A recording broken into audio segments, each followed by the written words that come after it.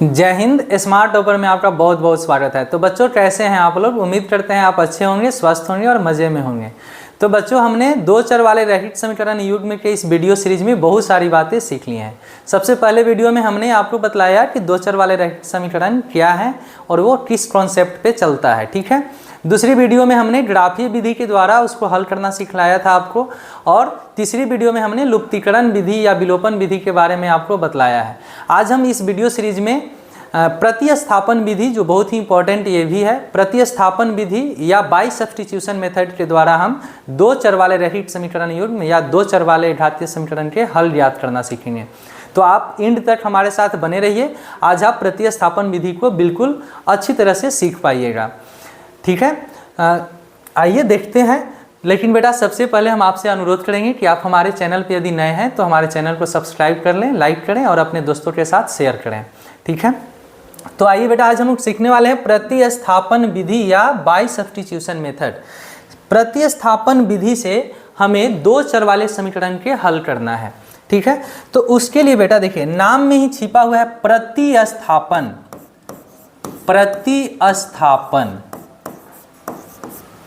देखिए, प्रतिस्थापन या सब्स्टिट्यूशन मेथड का मतलब क्या होता है, इसको जरा नाम से समझिए। प्रति माने एक, प्रति माने एक, स्थापन करना यानी उसको एक जगह से उठा के दूसरे जगह पर रख देना, यही प्रतिस्थापन होता है। जैसे अगर यहाँ पर कोई बाबू साहब हैं बैठे हुए, इनको हमें उठाकर यहाँ से हटा के किसी दूसरा जगह पे बैठा देंगे तो ये कहलाएगा कि इनको हम प्रतिस्थापित कर दिए, या यूँ कहें तो विस्थापित कर दिए, ठीक है। तो प्रतिस्थापन या विस्थापन दोनों एक ही शब्द हैं। विस्थापन का मतलब एक स्थान से उठा के दूसरे स्थान पे रखना, और यहाँ भी कुछ यही हम लोग करने वाले हैं। हमारे पास जो समीकरण दिए हुए हैं वह बेटा दिए हुए हैं दो चर में, ठीक है। तो सबसे पहले हम इनमें से किसी एक को समीकरण 1 और दूसरे को समीकरण 2 नाम दे देते हैं। यानी 8x + 5y = 9, इनको मान लेते हैं समीकरण 1। और जो दूसरा है वह है 3x + 2y = 4, ये इन्हें हम मान लिए समीकरण 2, ठीक है। तो जो समीकरण था उसमें से एक को हम समीकरण 1 नाम दे दिए और दूसरा को समीकरण 2। आप जिसे मर्जी उसे 1 और 2 बोल सकते हैं। बातें समझ में आ रही है? अब बेटा जो हम स्टेप बतला रहे हैं ना, उस स्टेप पे आप ध्यान दीजिएगा, क्योंकि अगर स्टेप आप फॉलो किए, स्टेप को यदि आप पालन कीजिएगा तो चीज़ें आसान हो जाएगी समझने में, कोई परेशानी नहीं होगी। अब हमें बेटा प्रतिस्थापन विधि में सबसे पहला स्टेप है कि या तो आप समीकरण 1 से चलें या समीकरण 2 से चलें।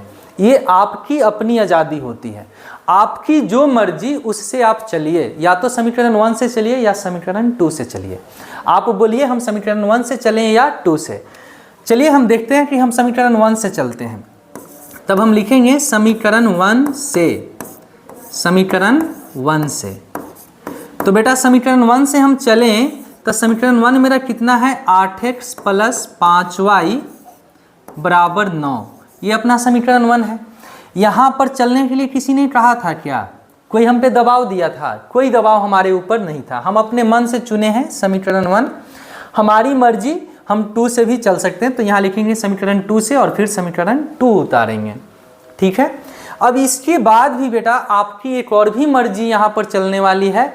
आप अपनी मर्जी अनुसार यहाँ से या तो x के मान निकालिए या y के मान निकालिए। समझ में आ रही बात? हमारे पास यहाँ दो विकल्प हैं, या तो हम x के मान निकालेंगे या y के मान निकालेंगे। तो चलिए हम x के मान में रुचि रखते हैं। तो 8x बराबर कितना होगा बेटा, 9 - 5y। समझ में आ रही बात है? 8x हम इधर रख दिए और 5y को उस तरफ पटक दिए हैं ले जाकर। अब यहाँ से हमें x में रुचि थी ना, तो x बराबर कितना हो जाएगा बेटा, 9 - 5y अब बटा में ये 8।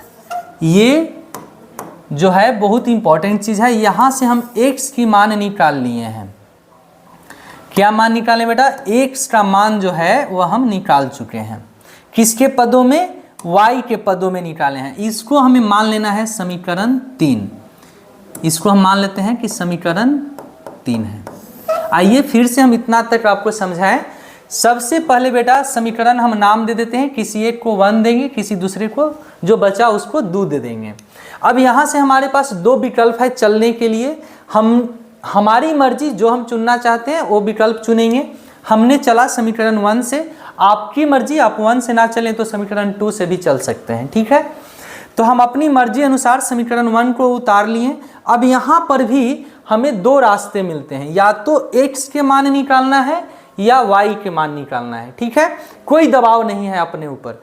तो हमने क्या किया कि अपनी इच्छा अनुसार x की मान को निकालना उचित समझा। तो 8x बराबर 9 - 5y, और ये 8 जो है यहाँ बटा में चला गया, ठीक है। अगर हम यहाँ से y निकालते तो भी कोई परेशानी नहीं थी, तो फिर 8x को उधर भेजना पड़ता। समझ पा रहे हैं बात। तो यहाँ हम अपनी इच्छा अनुसार x का मान निकाल लिए। तो अब बेटा देखिए, अब इसके बाद जो स्टेप है ना, यहाँ तक तो हम अपने मर्जी के अनुसार कर रहे थे, ठीक है। जो निकला उसको समीकरण 3 भी मान लिए हैं। लेकिन अब जो है कुछ पाबंदियां हमारे ऊपर आ गई है। अब क्या करना है बेटा कि ये जो x के मान आया ना, उसे आपको समीकरण 2 में रखना है। 1 से चले थे इसलिए 2 में रखना है। अगर 2 से चले होते तो जो आता उसको 1 में रखते हैं। बस इस कॉन्सेप्ट, थोड़ा सा कॉन्सेप्ट है, आप समझ सकते हैं इस बात को। हमने चला समीकरण 1 से, तो जो मान आया उसको रखेंगे समीकरण 2 में। यदि आप 2 से चले होते तो जो मान आता उसको कहाँ पे रखते हैं, समीकरण 1 में रखते हैं, ठीक है। तो आइए, चूंकि हम 1 से चले हैं तो जो मान आया है इसको हमें कहाँ पर रखना है, 2 में रखना है। तब हम लिखेंगे कि समीकरण 2 में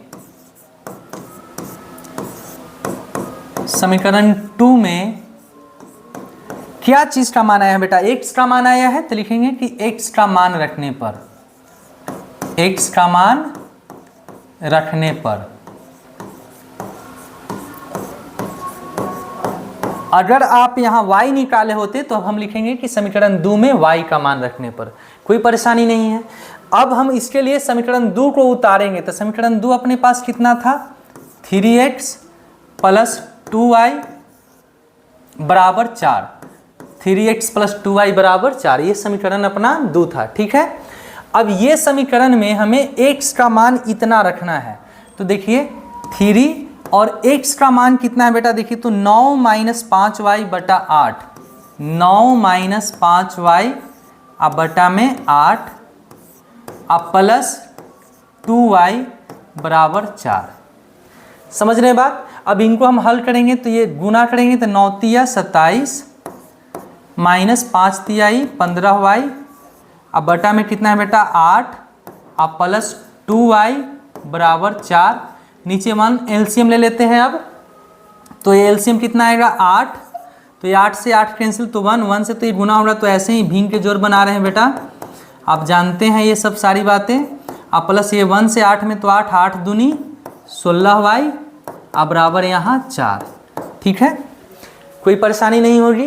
तो ये 27 और ये देखिए प्लस माइनस 15y और 16y में हम जब इनको हल करेंगे तो चिन्ह बेसी यानी प्लस वाला होता है और ये y बचेगा। 16y में से 15y जाएगा तो y बचेगा।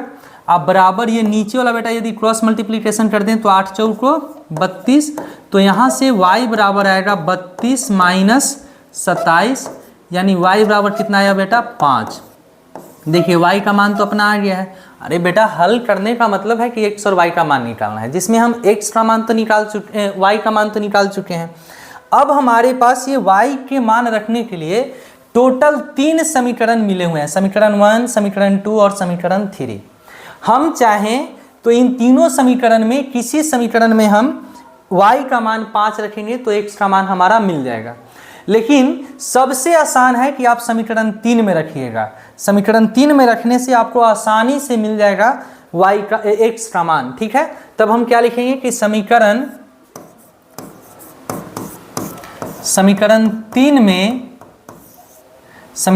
3 में y बराबर 5 रखने पर या y का मान रखने पर। तो समीकरण 3 देखिए तो बेटा यहाँ पर है, इसको हम उठा लेते हैं वहाँ। तो समीकरण 3 मेरा क्या था, x बराबर 9 - 5y अब बटा में 8, यही था ना समीकरण 3। इन समीकरण 3 को हम यहाँ पे उठा लिए। अब इसमें हमें क्या करना है कि जो y है उसके जगह पर 5 रखना है। y का मान मेरा 5 आ चुका है, तो जहाँ y है वहाँ पर हम 5 रखते हैं। बटा में 8, ठीक है। तो 9 और -5 में 5 से गुना करेंगे तो ये 25 हो जाएगा अब बटा 8। अब बतलाइए 25 में से 9 जाएगा तो कितना बचेगा? ये बचेगा आपको, कितना बचेगा? 25 में से 9 घटाइएगा तो 16 बचेगा ना, 16, ठीक है। अब माइनस में 16 बचेगा, अब बटा में 8। तो ये बेटा जब हम हल करेंगे तो ये कितना आएगा? -2 आएगा, -8 दूनी 16 यानी -2। तो x का मान भी देखिए अपना आ चुका है, x बराबर -2 आ चुका है। तो जो हल है इस समीकरण का, हल कितना हुआ कि सर x बराबर इसका हल जो है वो -2 है और y बराबर जो है वो 5 है। ये अपना आंसर हुआ। तो ये जो विधि है ना, ये जो विधि है बेटा, इस विधि को हम बोलते हैं प्रतिस्थापन विधि। प्रतिस्थापन विधि नाम क्यों पड़ा है? देखिए समीकरण 1 से x के मान निकालें और इनको उठा के पटक दिए हम समीकरण 2 में। बातें समझ में आ रही हैं? यानी एक स्थान से जो बैठा हुआ व्यक्ति था उसको उठा के दूसरे स्थान पे हम बैठा रहे हैं, इसीलिए इसका नाम है प्रतिस्थापन। यानी कोई एक गोटे हटाइए यहाँ से और दूसरे में बैठा दीजिए। उतार लीजिए, थोड़ा हट जा रहे हैं, पूरी अच्छी तरह से आप उतार लीजिए इसको। और देखिए ध्यान दीजिएगा जरा, ये बहुत ही आसान विधि है। मेन स्टेप आपको, सबसे पहला स्टेप क्या था कि समीकरण 1 से अगर चले हैं तो यहाँ से x या y निकालिए अपने मर्जी अनुसार। समझने वाली बात, याद रखने वाली बात यह है कि यदि 1 से चले हैं तो 2 में रखना है, 2 से चले हैं तो 1 में रखना है, बस इतनी सी बात है। अगर इतना आप समझ पा रहे हैं तो ये बहुत ही आसान है, कोई परेशानी वाली बात नहीं है। आइए एक और भी उदाहरण हम देखते हैं इसको बनाकर। अपना एक प्रश्न है 3x + 4y - 6 और एक और है 3x - y = 9। इनको प्रतिस्थापन विधि से हल करना है। तो सबसे पहले हम क्या करेंगे, इनमें से किसी एक को समीकरण 1 मान लेते हैं। मान लिए समीकरण 1, और जो दूसरा बचा उसको समीकरण 2 मान लेते हैं। इनको मान लिए समीकरण 2। समझ पा रहे हैं बात? अब हमें अपने मर्जी अनुसार या तो समीकरण 1 से चलेंगे या समीकरण 2 से चलेंगे, ठीक है। तो पिछले प्रश्न में हम समीकरण 1 से चले थे, आइए इस बार हम समीकरण 2 से चलते हैं। तो लिखेंगे हम कि समीकरण 2 से, समीकरण 2 से, तो 2 से चले हैं तो क्या उतारेंगे? 3x - y = 9, ठीक है। अब यहां से हम अपनी इच्छा अनुसार या तो x के मान निकालते हैं या y के मान निकालते हैं, ठीक है। चलिए इस बार हम y के मान निकालते हैं। तो -y = 9, ये जो +3x है इधर माइनस में 3x आ जाएगा। तो यहाँ से y बराबर हो जाएगा बेटा, जो माइनस में है वो प्लस में हो जाएगा और जो प्लस में है वो माइनस में हो जाएगा। माइनस कॉमन लेके दोनों तरफ हम कैंसिल किए हैं, ठीक है। तो यहाँ से y के मान आ गया अपना। अब ये जो y के मान आया इसे हम क्या मान लेते हैं? इसे हम मानते हैं समीकरण 3। इसको बेटा हम मान लेते हैं समीकरण 3, ठीक है। अब चूंकि हम समीकरण 2 से चले हैं तब इनको हमें कहाँ पे रखना होगा? समीकरण 1 में रखना होगा। अगर 1 से चले होते तो 2 में रखते, 2 से चले हैं तो 1 में रखेंगे, ठीक है। तो आइए हम लिखते हैं कि समीकरण 2 में, नहीं समीकरण 2 से चले ना तो समीकरण 1 में, समीकरण 1 में क्या चीज का मान रखना है? y का मान रखने पर, y का मान रखने पर। तो समीकरण 1 को हम उतार लेंगे। क्या है अपना समीकरण 1? 3x + 4y = -6 है, ठीक है। इसमें जहां y है वहां ये वाला मान हमें रखना है। तो ये देखिए 3x + 4 और y का मान कितना है? 3x - 9, 3x - 9 = -6। अब इनको हल करेंगे हम। तो ये 3x + 3 चौको 12x -9 चौको 36 = -6। अब बेटा ये 12 और 3 कितना हो जाएगा? 15x और ये -6 इधर प्लस में 36 आ जाएगा। तो देखिए ये 15x बराबर कितना होगा? 30। अब ये x बराबर 2 होगा। 15 से 30 2 बार में कट जाता है तो x का मान अपना आ गया। समझ रहे हैं बात? अब जैसे ही ये x के मान आया हमारे पास ऑप्शन है 1 में भी, 2 में भी और 3 में भी। किसी एक समीकरण में x के जगह पर 2 रखेंगे y का मान हमारा आसानी से मिल जाएगा। लेकिन बेटा हम आसानी किस में होगा, तो आपको समीकरण 3 में हमेशा रखना आसान होता है। तो आप जो ये x के मान आया है उसे कहाँ पे रखिए, समीकरण 3 में रखिए। तब हम लिखेंगे कि समीकरण 3 में x बराबर 2 रखने पर, x का मान 2 आया है ना, x बराबर 2 रखने पर, तो समीकरण जो 3 है उसको हम उतार लेंगे। समीकरण 3 क्या है, y बराबर 3x माइनस 9, y बराबर 3x माइनस 9, ठीक है। इसमें बेटा जो x है ना, x जो है उसके स्थान पर हमें 2 रखना है, तो यहाँ 2 रखेंगे माइनस 9, तो ये 3 दूनी 6 माइनस 9, और 6 में से 9 जाएगा तो कितना बचेगा, -3। तो देखिए y का मान भी अपना -3 आया। नीचे लिख देंगे कि अतः x बराबर 2 और y बराबर -3, ये जो समीकरण निकाय दिए हुए थे इनका हल है, ठीक है। हमने क्या किया, समीकरण 2 से चलें तो जो मान आया उसको हम समीकरण 1 में रख दिए। यहाँ से हमें x के मान मिला। अब इस x की मान हम अपनी इच्छा अनुसार किसी में भी रख सकते थे, लेकिन हमने समीकरण 3 में रखा और वहाँ से y का मान निकाल लिया। तो इस प्रकार से बेटा प्रतिस्थापन विधि द्वारा 2 चर वाले रैखिक समीकरण युग्म का हल ज्ञात किया जाता है। हम उम्मीद करते हैं कि आपको आसानी से ये सारी बातें सिखा पाए होंगे, ठीक है।